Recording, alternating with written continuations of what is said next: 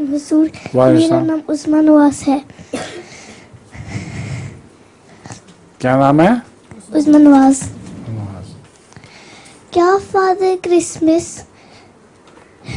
है या father Christmas का क्या है?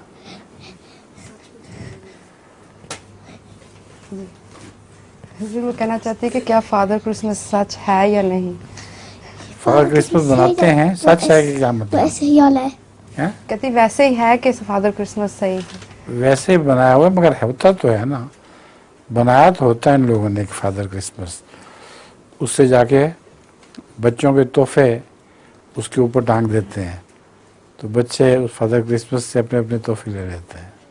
तोहफे तो ट्री से टांगते हैं? क्रिसमस ट्री से टांगते हैं ना तोहफे तो। क्रिसमस फादर क्रिसमस है नहीं, जैसे? फादर क्रिसमस तो तोहफे लेके आता है। अच्छा, उससे भी टांगते हैं। अच्छा तोहफा लेके आया था। क्या क्या क्या? तोहफा लेके आया था। उसके बाद में उसके बड़े पापा में था। कहती है कि मेरे लिए फादर क्रिसमस तोहफा लेके आया था बड़े। नहीं, टीचर के लिए। किसके लिए? टीचर के लिए। टीचर के लिए लेके आया था। अच्छा अच्छा, आगे सवाल।